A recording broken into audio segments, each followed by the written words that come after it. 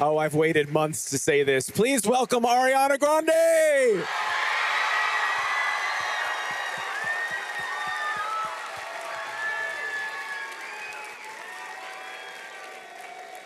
Hi. Hello. Great to see you. Hello, everyone. Hi. Welcome to Santa Barbara. Thank you so much for having me. Thank you. I love you too. Thrilled that you're here. Listen, there's been so much that you've accomplished so far in your life in so many different media, TV, music, and film. Now you're an Academy Award nominated actress. Not to mention a BAFTA nomination and 2 Screen Actors Guild Award nominations, but yes. I want to know if an Oscar nomination was on your dream list. I mean, I wouldn't even let my mind go that far. You know, you don't even think about something like that being within the realm of possibility. You know, playing Glinda was the dream of my life, and I was so deeply grateful every single day to do that work, and that was more than enough. So to be on the other side of it and to be recognized in this way is just something that you don't even dream of at all. So I feel deeply grateful, and also the company that I am in, and I've admired these actresses and also actors that I've met along the way for my whole life. So I feel very welcomed and celebrated, and it's beautiful. Yeah. So I know from my social media that Cynthia Erivo was like on an airplane when the nominations came out. Yes. How did you guys finally get to celebrate with each other, both being nominated? I mean, we were sobbing and sending each other voice notes. She was on the plane and I was in London. We were both working, and we were just sharing our gratitude and texting each other like crazy people, like we usually do. I mean, can you imagine? Listen, it doesn't always go this well when you're working with someone. You don't always have, like, it doesn't always work out, right? Can you imagine having gone through this experience with someone who you didn't have this bond with? Oh, no.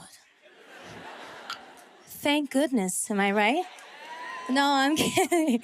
I'm kidding. I'm so grateful. I really do feel like not only did I get to share this with the most formidable actress and scene partner I could ever dream of. You know, she's a singular talent, but also a one of a kind friend. And I'm so grateful it was her and us together, you know. Yes. And we're proud to say she was a virtuoso here on this stage for Harriet a few years ago. So I'm glad you're following in her footsteps.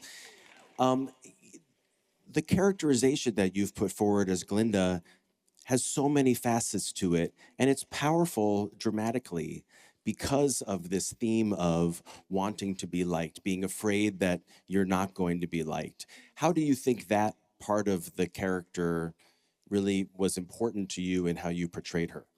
Well, I think it's kind of the most important piece of her puzzle, you know, because of course Galinda's a comedic role, and she's full of light, and it seems fluffy at times, but that comedy can't land without there being a person with a real human heartbeat beneath the surface. So it's about getting to know that person and finding out what her insecurities are and where that desperate need for external validation comes from, and why is popularity and being liked so important to her. And it's such a gift to be able to play a character that has so much nuance and so many different wow. Thank you. Um, yeah, but you know, there's plenty underneath the surface to dig into. So that's my favorite thing about her, is that you get to feel pain, you get to feel humanness, but also her magic is the levity that she brings. And I mean, the comedy is so joyful.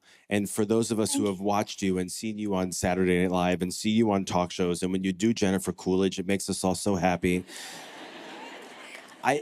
For this particular comedy, do you feel like it came very naturally to you, or did you really have to work with John Chu and with everybody else on the set to hone it and get it right, or were you like, oh, I got this?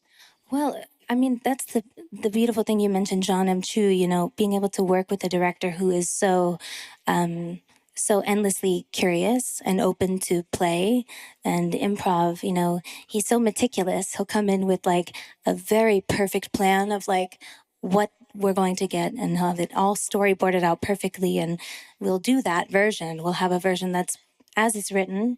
And then he just wants to play. He'll say, what would Glinda say this time? Just try something, just play. So it's that safe space that he created and that collaboration that allows for something to really become yours. It's the playfulness and the curiosity and that collaboration with a director like John Chu, who is just one of one. And having seen partners like our incredible ensemble, it feels really honest. Yeah. I just got to meet your mom. I'm very excited. Oh, yay. She was hi, Joan, wherever you are. She's in the wings. Oh, hi, Joan. How does she feel about everything that's going on with everything right now? I mean, she's so proud. She has a little pin that she's wearing tonight. It makes me cry when I see it, but it says MU for Mama Upland, for Galinda Upland, Mama Upland. And she wears only black all the time. But tonight she is wearing like a light pink fluff scarf made of like pink fluffy balls. And I was like, holy shit. Mom, thank you. This is so full out. She's like, she's like method acting. It's fabulous. I feel very supported and grateful, and there honestly is no way to describe what this feels like. It's beautiful. Again, like you don't let yourself dream this far.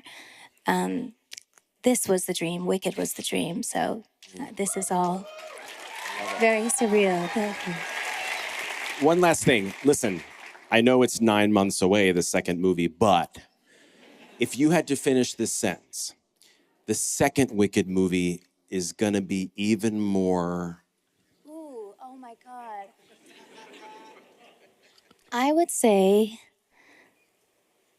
do I have more than one word that I'm allowed to use?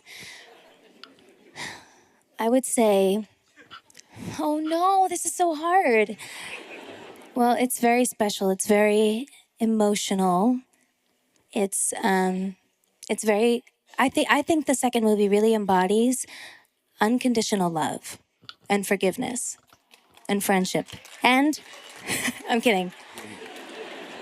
And you'll have to wait and see, but it's quite different, and you get to see people kind of reap the benefit, like kind of bear the repercussions for their choices that they make in movie one. So if movie one is about choices, movie two is about consequences. Nice. And new songs. Yes, and new songs. Right. And becoming truly good. I can't wait. We can handle it, right? Everybody, we can handle waiting. I'm so happy you're here. We'll see you in a few minutes. Ariana Grande, everyone. Stay right there. I mean, come on.